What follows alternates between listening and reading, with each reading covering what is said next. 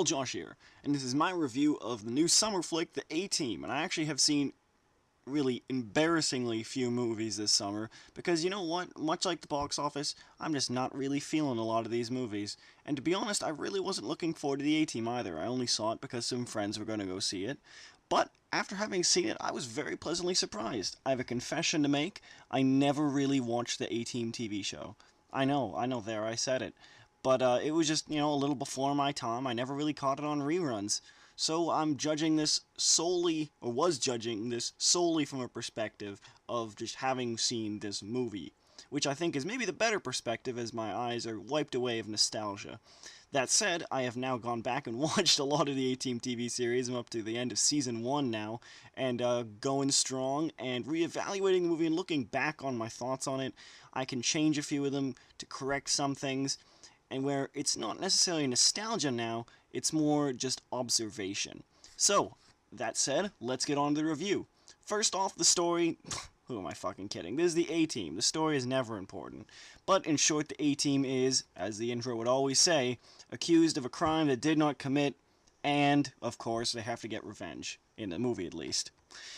And the plot never really goes any more complex than that. Each character has their own little arc, but most of it's fairly unconvincing, the character drama, that is. Liam Neeson has not really a great arc, but is the best of the three, or the best of the four, because it really doesn't put that much emphasis on it. Bradley Cooper's romantic interest with Jessica Biel, already an actor I hate, very unconvincing. What else? Mr. T. I'm sorry, I keep calling him Mr. T. Quinto Rampage Jackson as B.A. Baracus has his own subplot that actually takes up the most time, but again, is fairly unconvincing and incredibly predictable. All that said, this is a lot of fun. I really had a great deal of fun during this movie because a lot of it didn't really focus on the story. It was wise not to do so. And I thought the movie kind of crawled to a halt a little when the story, quote-unquote, portions came in. Outside of explaining the actual kind of crime that's going on that they have to solve, it didn't really do it for me. But when the action kicked in during the movie, hell of a time. It is one of the most ridiculous action movies, mainstream action movies I've seen in a while, and it has a lot of fun with it. Tongue is planted firmly in cheek most of the time, and when it's not, you can barely contain your own laughter at it, because it is just that ridiculous. And even when it's remotely believable, there's a really cool scheme going on. If anyone's unfamiliar with the A-Team like I was before I watched this movie, in short, each member has their own role, and they pull off these elaborate plans that often border on the stupid and ridiculous, and actually, they fully acknowledge in the movie, by the way, and always come out on top. That's how it always works. Liam Neeson's the plan maker, Bradley Cooper is the con man, oh man, I'm forgetting his name right now. Well, let's go on. B.A. Baracus is the muscle, in short, and I want to say that Sharlto Copley as Murdoch is actually the main character from District 9, if you're unaware, which actually kind of surprises me. A rather good comedic twist, and a really great actor. Really looking forward to seeing what he's doing later. But in short, they all serve their purpose when the plans, and often these things, like I said, get to a ridiculous extreme that you've likely seen in the commercial, where they're flying a tank. If you had any problem with that comment, don't even bother watching this movie, because it just gets stupider from there.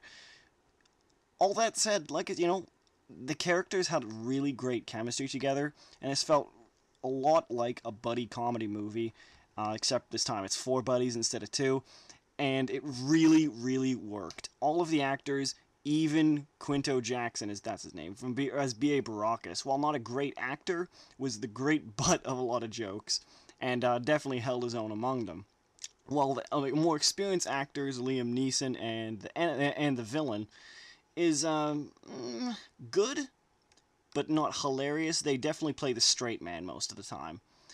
Anyway, like I said, though, you have a lot of fun with these people, because frankly, it feels like hanging out with a bunch of friends, and that is really what this movie is all about. You go see it with a bunch of friends in theaters late at night. Maybe go eat something while you're there, and just have a lot of fun with it. This movie aspires to nothing more than the overblown, ridiculous, exaggerated silliness. And you know what? In that, it succeeds. And in all honesty, I actually really enjoyed that approach, because a lot of action movies these days are very gray. They're always like, oh, we gotta explore the moral intricacies of. No, you don't need to do that. You really don't need to. I realize this whole trend is kind of a backlash to this 80s mentality of always white and black villains, but frankly, we need to have a balance, you know? And this is definitely there to provide that. While the story's pacing does suffer because of the story sequences, I never really felt like I sat there for 2 hours, which this movie is. And while most action movies veer closer to the 90-minute mark, this one really didn't feel like it. You could definitely tell that, like I said, the story sequences did go slower, but in the grand scheme of things, they didn't really matter because the rest of it made up for it. There's a good sense of humor here. Some of it relies on pop culture jokes, but not a whole lot of it, and what is usually pretty funny, I must admit. It does definitely hit its mark more often than not. Effects-wise, this is a big-budget tentpole. $110 million, so definitely got some great effects there. And the sound by Alan Silvestri, really can't go wrong. They remixed the A-Team theme. It works fantastically in the movie. It's already a catchy theme in and of itself, so they really didn't even need to do that outside of it making it available for all the fancy audio systems. And yeah, that's really all I gotta say about the A-Team. It's not a complicated movie, but it is a lot of fun, even if it does have a few failings, such as story deficiencies and really kind of awkward character development. Outside of those things, it is a lot of fun. There's some great action here, if it's ridiculous. And if you're just looking for a movie to go and have fun in, if you like buddy comedy movies, definitely go see this. And this is definitely a movie for, I think, the casual action moviegoer. This has kind of been overlooked in the box office the past weekend, and actually now I am sad because of that.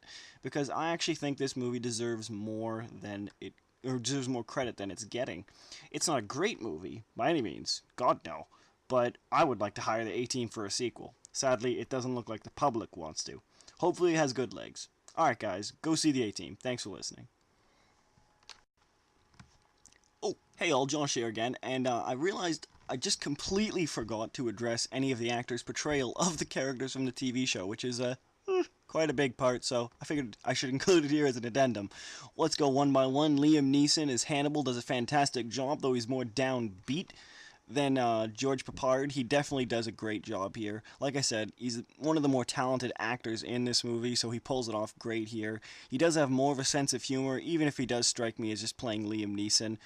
It might be a slightly lazy role for him, but he's a lot of fun in it. He is definitely necessary for the movie, and I really enjoyed him regardless, even if George Papard was a little more spunky.